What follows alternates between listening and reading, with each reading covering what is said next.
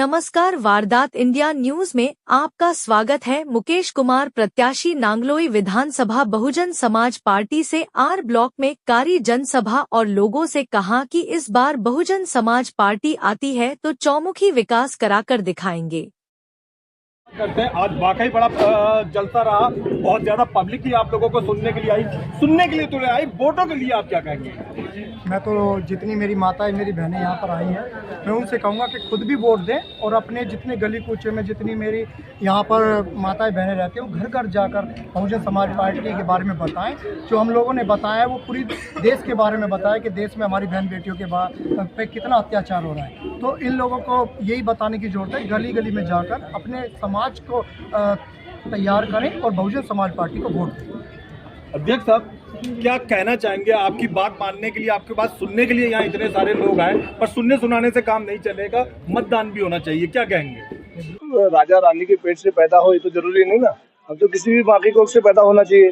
तो हमारे जो मुकेश भाई है वो गरीब की माँ की कोख से पैदा हुए, तो उन्हें भी मौका मिलना चाहिए ना। तो अभी तक हम लोग यही अपील करते आए हैं कि भाई हम दूसरे को बनाते रहे, एक बार अपने बंदे को देख लो। तो इसीलिए अपील करने यहाँ के लोगों से आए हैं, खासकर जो हमारे कमजोर वर्ग के लोग हैं, माताएं हैं, बहनें, नौजवान साथी हैं, कि भाई एक बार अपने लिए भी खड़े हो लो। दूसरों के लिए हमेशा हम लोग खड़े होते आए हैं और वोट के आधार पर राजा बन रहा है। वोट हमारे पास है, इस सबको पता है। तो इसलिए इस बार एक बार गलती एक बार इधर भी करके देख लें, हाथी सवारी कर लें और हाथी सवारी राजा की होती है। तो इस बार दिल्ली में बदलाव आ सकता है। अगर लोग अभी 5 फरवरी अभी गई नहीं ना, अभी आने वाली है, तो दिल्ली के लोग अगर इस बात को समझ लें, और खासकर किराड़ी के यहाँ के नागलोई के लोग, कि भाई हमने कभी किसी को बना दिया, कभी किसी को बना दिया, तो एक बार बहुजन समाज पार्टी का हाथी निशान पर हम लोग वोट दे दें। और बाबा साहब ने अधिकार वोट का, ये तो है नहीं कोई अंबानी अडानी ने दिया हो या मोदी जी ने दिया हो या कांग्रेस ने दिया हो, ये अधिकार तो बाबा साहब अम्बेडकर ने दिया आपको।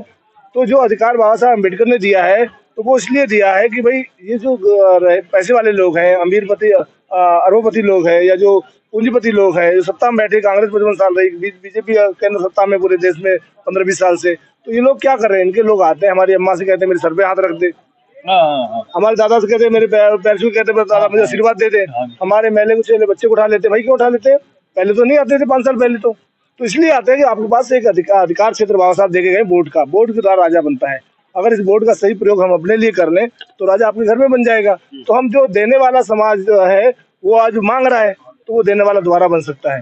तो हमने उत्तर प्रदेश में बदलाव देखे मानवर, और उत्तर प्रदेश में बदलाव देखे, तो उसी आधार हम लोग कह सकते हैं कि दिल्ली में पहले भी हम 14.5% पे आए हैं, और वोट के आधार वोट हमारे पास है। वोट के आधार पर विधायक, सांसद और निगम पार्षद बनते हैं। तो एक बार आप लोग सभी लोग अर्ज है मेरी आपके चैनल के माध्यम से कि 5 फरवरी अभी गई नहीं है, मौका आपके हाथ में है।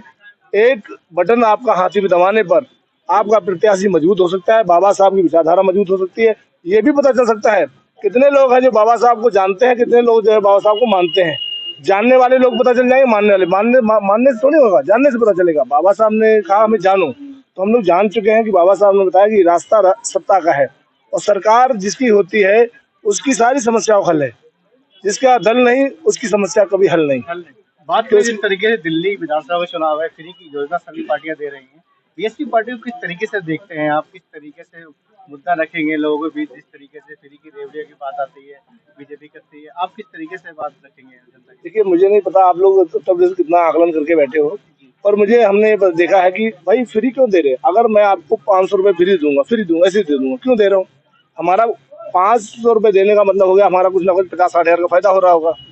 तो आप मुट्ठी भर देकर उन्हें टनों भर उनको लेने की व्यवस्था है उनकी।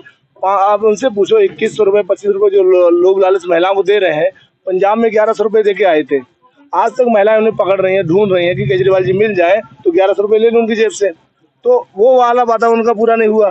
दिल्ली में तमाम बातें 11 साल पहले उन्होंने किए थे, और 2 बार सरकार भी पूरी पूर्ण बहुमत से बना ली। उनसे पूछो, वो संविदा वाले जो कर्मचारी हैं वो उनसे भटक रहे हैं, जो सफाई कर्मचारी हैं जो बेचारे कच्चे में है वो इनसे सवाल मांग रहे हैं। जो मार्शल लगाए थे उन्होंने डीटीसी में, जिनका नौजवानों का जो 20 साल 21 साल का नौजवान जो जाकर पुलिस में फोर्स में भर्ती हो सकता था, उसके 4-5 साल खराब करके उसको ओवरएज कर दिया उन्होंने, तो उसको जीवन खराब कर दिया उन्होंने, उसको पक्का करने का काम नहीं कर पा रहे। तो वो जो वादे किए थे पीछे वो तो पूरे कर दो, ये नया और ड्रामा लेके आ गए। महिलाओं को जो झांसा दे रहे हैं, महिलाएं भी समझदार हो गई हैं। ऐसा नहीं दिल्ली में महिलाएं रह रही हैं तो वो बेवकूफ़ है, महिलाएं भी समझ रही है भाई इनके अब झांसे में नहीं आने वाले। 11 साल पहले घोषणाएं करते तो समझ में आता, वो पूरी कर देते तो आगे बात करते। तो इनसे पूछे जो 5 साल पीछे घोषणाएं की थी इन्होंने, उसका श्वेत पत्र ले आए, उसका लेखा जोखा ले आए, उसमें कितनी पूरी की, तो ये वाली भी देख लेंगे तुम्हारी, उनमें तो कोई पूरी हुई नहीं। तो इसलिए इन निकाम लोगों पर हम लोग बार बार